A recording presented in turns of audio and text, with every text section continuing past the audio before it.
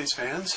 This week's big news comes to us from NASA, where I'm sure you've all heard by now that the Space Shuttle Discovery is on its final orbit, or its final mission, in orbit around the Earth.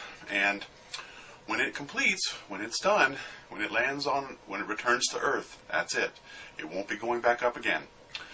So, this is kind of a sad thing, but I can remember when the Space Shuttle program first started, I was not a big fan.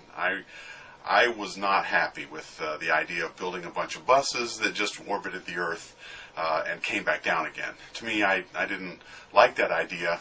I was much more of a fan of continuing the work that Apollo had done, and I wanted to go back to the moon. I wanted to finish what Apollo started and build something a little more permanent up on the moon, and I just felt like this whole shuttle thing was not the right way to go because it wasn't going to get us anywhere close to the moon. And of course, sure enough, we never did end up going back outside of Earth orbit. We've always just sort of stayed very close to Earth ever since.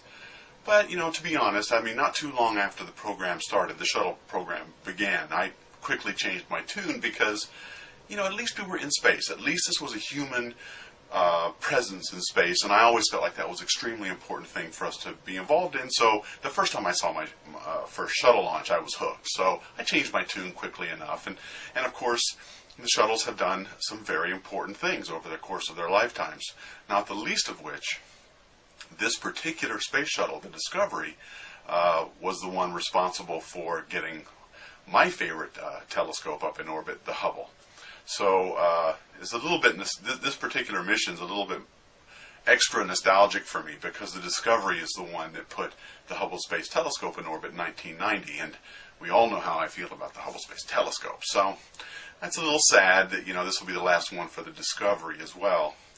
But while we're on this topic of the end of the shuttle program, as you know, after this launch of Discovery, there'll be one more in April, and there'll be the final shuttle mission sometime this summer in July. And that will be a really sad time, too.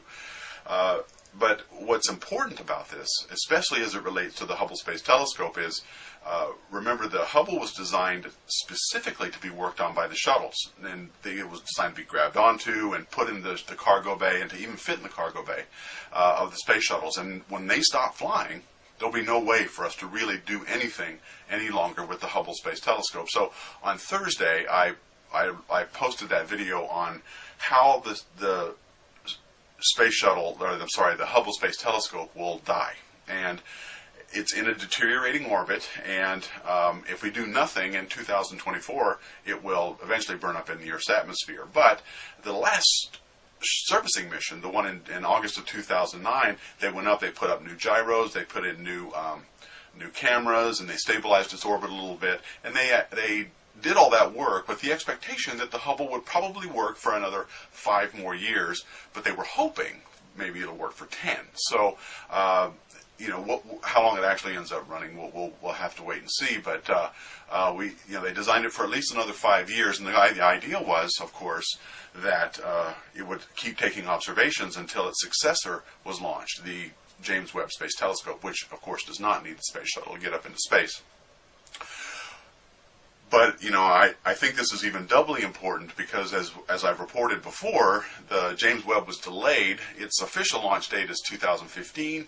Probably won't go until the official date will probably be pushed back to 2016.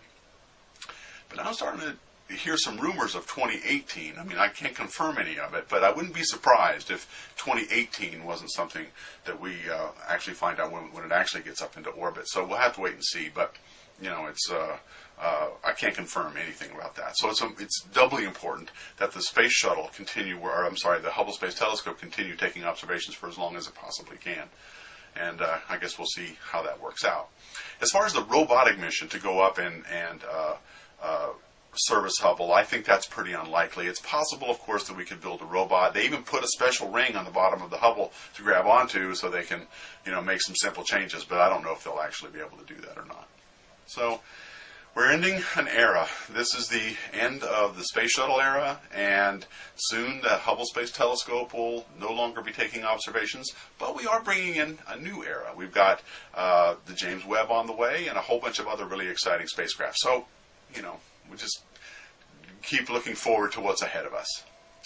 Well, I guess that's it for now, space fans. Thank you for watching, and keep looking up.